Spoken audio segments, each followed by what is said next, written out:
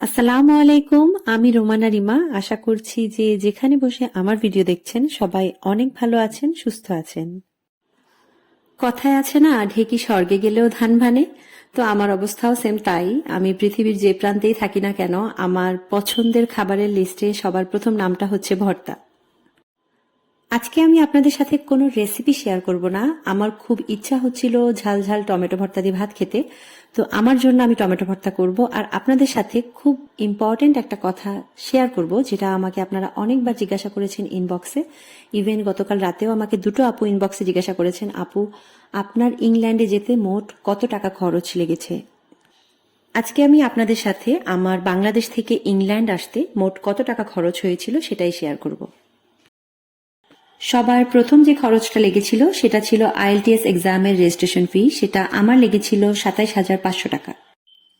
এরপরে আমি country select করি, দেন আমি ইউনিভার্সিটি অ্যান্ড সাবজেক্ট সিলেক্ট করি। তারপরে আমার হয়ে আমার এজেন্সি আমার পুরো ফাইলটা প্রসেসিং করে উইদাউট এনি কস্ট অ্যান্ড আমার জন্য অ্যাপ্লাই করে দেয়। দেন উইদিন 24 আওয়ার্স আমি আমার আনকন্ডিশনাল অফার লেটারটা ইউনিভার্সিটি থেকে পেয়ে যাই। এরপরে আমি টিউশন ফি বাবদ ইউনিভার্সিটিকে ৫,০০০ পাউন্ড পাঠাই, যেটা বাংলা টাকায় তখন ছিল ৭,৮০,০০০ টাকা। এরপরে আমি ইউনিভার্সিটি থেকে ক্যাশ ইন্টারভিউর জন্য ডেটটা পাই। দেন আমার ইন্টারভিউটা হয়। ইন্টারভিউতে পাশ করার পরে তারা আমাকে ক্যাশ লেটারটা প্রোভাইড করে এবং তারপরেই আমার মূলত ভিসা প্রসেসিং এর কাজটা শুরু হয়েছিল। এরপরে আমাদের ৩ জনকে টিবি টেস্ট করাতে হয়েছে। সেখানে আমার খরচ লেগেছিল পার পার্সন ৭,০০০ করে, মোট ২১,০০০ টাকা। এবং যেহেতু আমি খুলনা থেকে ঢাকা গিয়ে করিয়েছি এবং আরো কিছু কাজ ছিল, সব মিলিয়ে আমার মোট ৩০,০০০ টাকা তখন খরচ হয়েছিল। এর পরের খরচটা ছিল ভিসা অ্যাপ্লিকেশন ফি, যেটা আমাদের ৩ জনের পার পার্সন ৫২৫ পাউন্ড করে, মোট ১৫৭৫ পাউন্ড লেগেছিল। আর এটা বাংলা টাকায় তখন ২,৬৫,০০০ টাকা লেগেছিল। আর তখন আসলে পাউন্ডের রেটটা খুব বেশি ছিল।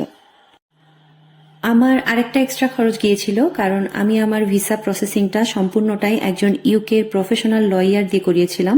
তো সেক্ষেত্রে আমাকে ৩০০ পাউন্ড পে করতে হয়েছিল, যেটা বাংলাদেশি টাকায় পড়েছিল প্রায় ৫০,০০০ টাকার মতো।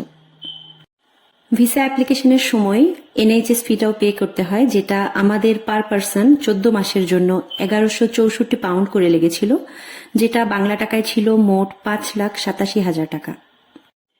ইউকেতে আসার জন্য ২৮ দিনের বেশ বড় একটা অ্যামাউন্টের ব্যাংক স্টেটমেন্ট শো করতে হয়, যেটা আমার ক্ষেত্রে একটু ভিন্ন ছিল, কারণ আমি মে ইনটেকে অ্যাপ্লাই করেছিলাম এবং সেটা ডিলে হতে হতে আমি সেপ্টেম্বরে ইউকেতে আসি। তো সেক্ষেত্রে আমার ব্যাংক স্টেটমেন্টটা প্রায় ৬ থেকে ৭ মাসের টানতে হয়েছিল এবং এই জন্য আমাকে প্রায় ৩,০০,০০০ টাকার বেশি ব্যাংকে ইন্টারেস্ট পে করতে হয়েছিল, বিকজ আমি পুরোটা টাকাই ব্যাংক থেকে লোন নিয়ে আমি ব্যাংক স্টেটমেন্টটা শো করেছিলাম। তো এক্ষেত্রে আমার ব্যাংকের ইন্টারেস্ট বাবদ ৩,০০,০০০ প্লাস একটা খরচ ছিল। ভিসা সাকসেসফুল হওয়ার পরে আমরা সবার প্রথমে এয়ার টিকিটটা বুকিং করি এবং সেক্ষেত্রে আমাদের পার পার্সন ৮০,০০০ করে ২,৪০,০০০ টাকা লেগেছিল। বাট আমার একটা এক্সট্রা ২০ কেজির লাগেজ হয়ে গিয়েছিল, সেজন্য আমাকে এক্সট্রা আরো ২৫,০০০ টাকা পে করতে হয়েছিল। আর এই জন্য আমার টোটাল এয়ার টিকিটের প্রাইসটা পড়েছিল ২,৬৫,০০০ টাকা।